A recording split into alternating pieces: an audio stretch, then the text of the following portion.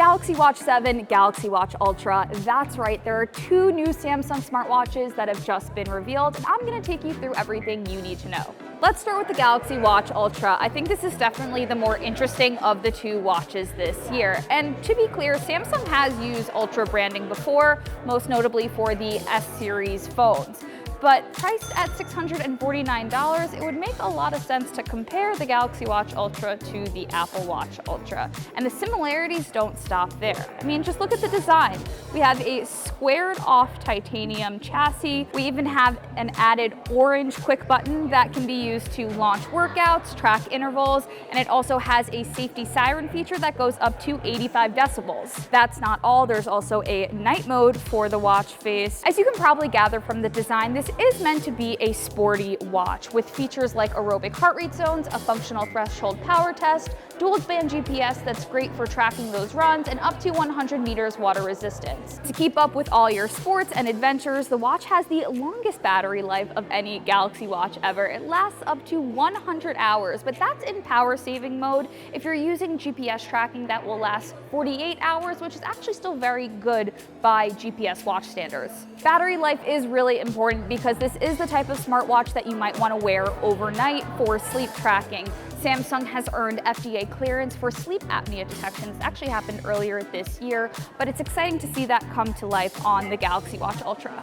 Also worth pointing out that sleep apnea detection is something that Apple has not figured out yet. Moving on to the flagship Galaxy Watch 7, you get a bit more of a familiar look here, available in two sizes starting at $299. But the real update that this watch offers, and it applies to the Galaxy Watch Ultra as well, is Galaxy AI for Galaxy Watch.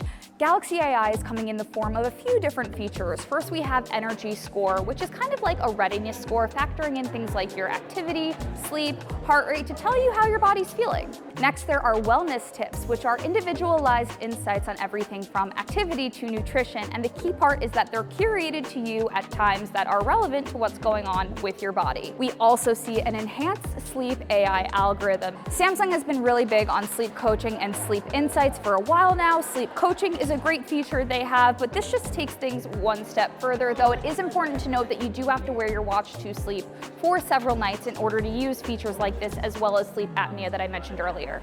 Otherwise, not too much else is new here. Storage starts at 32 gigabytes, which is pretty good for a smartwatch, and you have the same Samsung version of Wear OS that gets you a lot of the great Google apps, but you also have seamless connectivity with the Galaxy ecosystem of your smartphone and buds.